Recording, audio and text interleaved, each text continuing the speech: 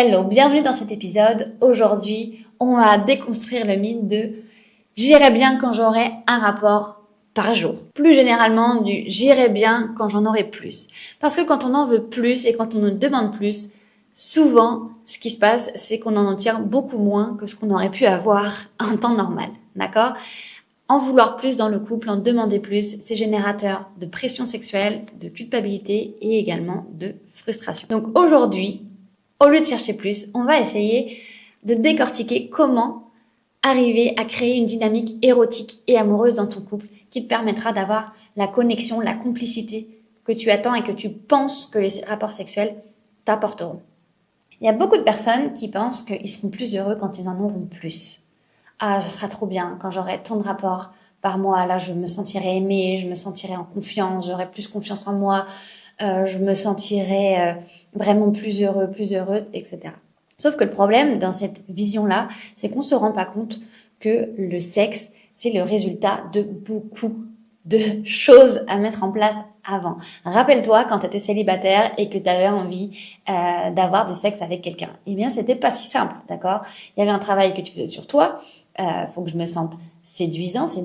Et puis après, il y a un travail à faire avec l'autre. Comment je rentre en connexion avec lui, avec elle, comment je lui fais comprendre que j'en ai envie sans paraître un peu trop rentre dedans, sans lui faire peur, en ayant la sensation aussi de créer une connexion. Bref, tout ça, ça disparaît pas quand on est en couple. On pense parfois que quand on est en couple, il y a comme un devoir conjugal qui se met en place, que maintenant qu'on est en couple, on se doit X rapports par mois, X rapports par semaine. C'est complètement faux.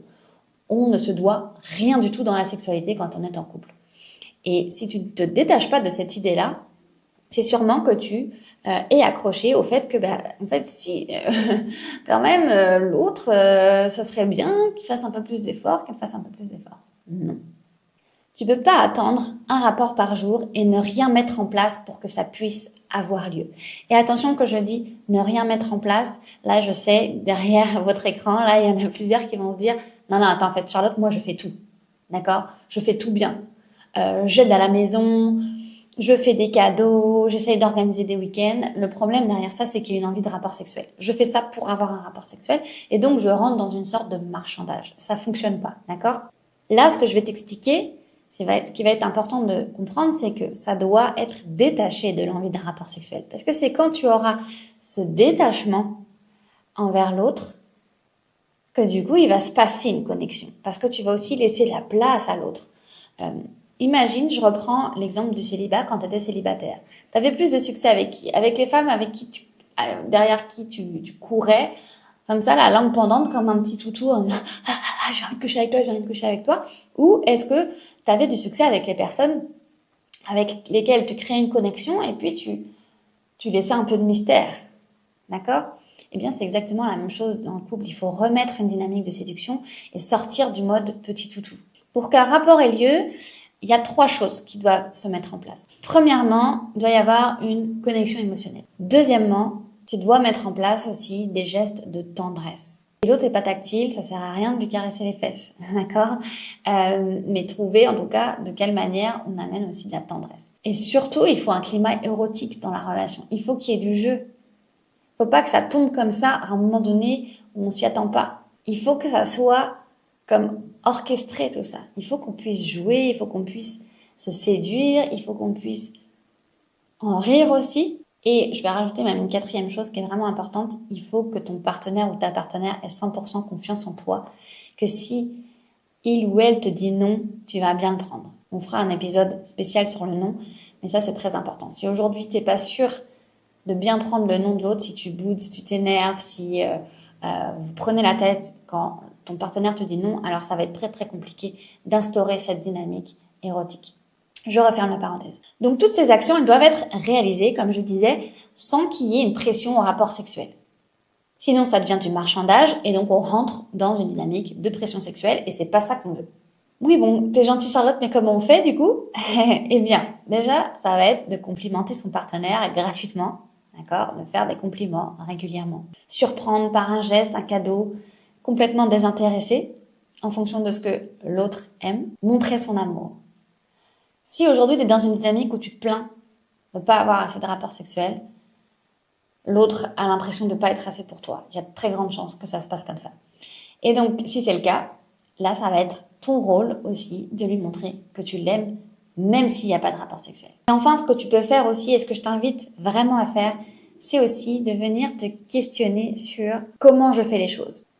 Parce que là, derrière ton écran, peut-être que tu te dis « Non, mais Charlotte, c'est du bullshit ce que tu me racontes parce qu'en fait, moi, je fais déjà plein de trucs. Je fais déjà beaucoup. Je fais tout. J'en ai ras-le-bol parce qu'il n'y a rien qui change. » Si tu es dans cette situation, pose-toi ces questions. Est-ce que tes actions sont vraiment sincères et partent de ton cœur ou est-ce que tes actions sont mises en place pour avoir un rapport sexuel? Pose-toi honnêtement la question. Deuxièmement, si la réponse est oui, j'ai envie d'un rapport sexuel, alors est-ce que tu es dans une logique de marchandage? Est-ce que tu fais des choses dans le but d'obtenir un rapport? Et troisième chose, est-ce que tu fais des actions qui sont vraiment alignées avec ce que ton partenaire a envie ou est-ce que tu interprètes, est-ce que tu agis en pensant que ça va lui plaire?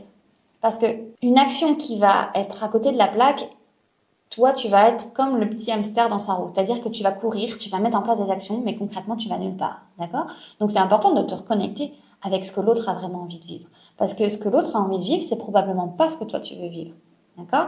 Et donc, si tu as vraiment envie de te mettre en action, et bravo, franchement, bravo d'être moteur et d'essayer de faire des choses. Mais tu auras plus de succès en étant vraiment à l'écoute de ce que veut ta ou ton partenaire. Et souvent, c'est pas du sexe. Donc, c'est pas une question de faire plus, c'est une question de faire mieux, de faire avec plus d'authenticité.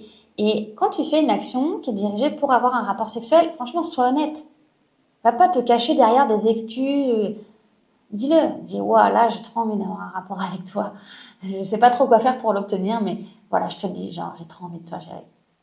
Franchement, ça marche beaucoup mieux que de dire, laisse, je sais pas, je vais faire la vaisselle, laisse, je vais m'occuper de ça. Et puis, en fait, avoir tout un plan derrière en disant, ah, si ce matin je fais ça, alors peut-être que ce soir, je vais lui dégager du temps pour que l'autre fasse ça, etc. Et comme ça, on va avoir un rapport sexuel. Ça marche pas du tout. Ok? Donc, ton défi pour cette semaine, chaque jour, pendant une semaine, fais une action désintéressée de rapport sexuel qui va nourrir la dynamique complice de ton couple et regarde ce qui se passe. Complimente, surprends, montre ton amour et fais-le sans rien attendre en retour. Juste pour le plaisir de nourrir votre relation. Merci pour ton écoute, on se retrouve dans le prochain épisode.